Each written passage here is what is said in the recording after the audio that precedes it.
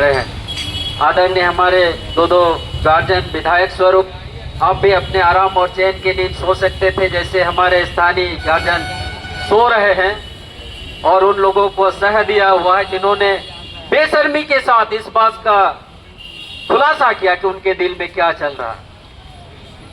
कि मैं उन लोगों को धन्यवाद देता हूं जो विदेशी ताकतों को रोकने के लिए जाकर के मारपीट करके अपने अंदर के उस मंशा को साबित किया कि कोई व्यक्ति अगर अपने मजहब को, अपने धर्म को, अपने पूजा पाठ को अपने घर में प्रैक्टिस कर रहा है तो ये इंसानियत को मारने वाले, मानवता को मारने वाले, मुझे पता नहीं किस तरह के मजहब और किस तरह के धर्म की बात कर रहे हैं। ईसाई समुदाय का इस देश में जो कंट्रीब्यूशन है वो किसी से छुपा नहीं है। ईसाई समुदाय ने इस देश के लोगों को एक इंसानियत क्या होता है, मानवता क्या होता है, कपड़े पहने कैसे जाते हैं, पढ़ाई क्या होती है, इंसान तो पैदा होता है लेकिन अच्छे इंसान को जीने का तरीका इसी समाज ने सिखाया है। जहां तक उस घटना की बात है, उस घटना में मैं भी था। पुलिस प्रशासन को जिसे गिरफ्तार करना था औकात तो थी नहीं कि उसको वो घेर सकते, उनका वो रहनुमाई कर रहे थे। इसके बाद तुरंत यहाँ के जो स्थानीय विधायक हैं, जिनको हम लोगों ने बड़ी ईमानदारी से ये सोच करके जिताया कि ये हमारे लिए गार्जियन स्वरूप होंगे, वो उन लोगों को शाबाशी दे रहे हैं जिन्होंने गुंडागर्दी किया है, वो उनको जो है वाहवाही दे रहे हैं। तो ये बात सोचने पर मजबूर करता है कि जिन लोगों को हम अपने लिए एक विधायक के रूप में, एक गार्जियन के रूप में चुनाव करते हैं, तो हमें आगे पीछे दाएं बाएं सोचना जरूरी होगा। एक मिर्ची खरीदने के लिए आप जाते हैं, 50 बार घुमा के देखते हैं, उसपे कीड़े तो नहीं लगे। इसलिए जितने भी यहाँ हमारे जितने सम्मानित साथी, हमारे गार्जियन स्वरूप जितने भी यहाँ पर खड़े हैं, जो भी कटिहार की जनता सुन रही है, मैं आपको नहीं बोलता कि इसको या उसको वोट दीजिए।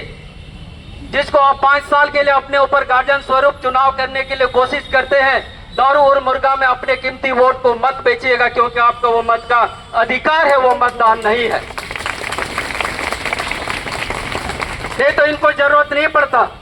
आज की जो सभा आप देख रहे हैं, आज का जो रैली आप देख रहे हैं, इसके लिए आपने हम सबको मजबूर किया है। उस घटना के लिए आपने सुना होगा कि वो अपने शांति रूप से अपने आप का प्रार्थना, अपने भगवान का, ईश्वर का भजन कीर्तन कर रहे थे। आप उनको जा करके उसी चीजों से जो इंस्ट्रूमेंट बजा करके वो अपने परमेश्वर का आराधना करते, उसको तोड़ करके आपने उस पर वार किया, और आप कहते हैं कि अगर हम गए तो हम तो नहीं हटते थे। उसका भी सबूत है, आप किसी भी तरह से बचने का कोई रास्ता नहीं छोड़े हो। सीधी सीधी बात है, आप मुजरिम हो। कानून को आपने तोड़ा है, कानून के संविधान को आपने तोड़ा है, इंसानियत को आपने तोड़ा है, आपने समता, स्वतंत्रता, न्याय और बंधुता को तोड़ा है। और इसके लिए यहाँ का जो प्रशासन है वो भी दोषी है, क्योंकि उस दिन से आज तक ये करवटें ले रहे हैं, लेकिन आज तक वो जिस तरह से गिरफ्तारी होनी चाहिए थी नहीं हुआ है। हम कैसे आप पर विश्वास करेंगे कि आप जो है हमारे रहनुमा है? तो इन सवालों के घेरे से बाहर निकलना है तो हमें वो लोग गिरफ्त के अंदर में चाहिए, जितने भी गुंडागर्दी किए हैं वो लोग हमें जेल के अंदर में चाहिए, और कड़ी से कड़ी सजा उनको मिलनी चाहिए जो हमारे संविधान के दायरे में आता है। हमारा आदिवासी समाज कमजोर न तो था, कमजोर न तो है, और न कभी कमजोर होगा, क्योंकि आदिवासी समाज अगर पूरे जंगल को साफ कर सकता है तो गुंडागर्दी को साफ करने की भी हैसियत रखता है। हमने अगर अपने तीर को रखे, इसका मतलब ये भूल मत जाइएगा कि हम तीर चलाना छोड़ दिए हैं और हमको पता नहीं। हम ना हल अगर नहीं जोत रहे तो पहना चलाना हम भूले नहीं है। हम आपको धमकी नहीं दे रहे, हम अपने दुख और अपने भड़ास को आपके सामने रख रहे, क्योंकि आप हमारे गार्जियन हैं।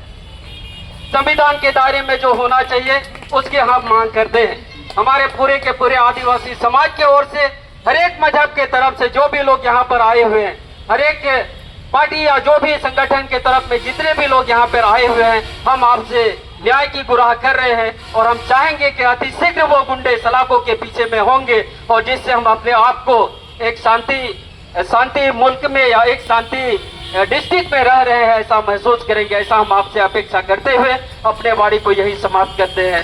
जय भीम, जय भारत, जय संविधान, जय आदिवासी, जय जोहार।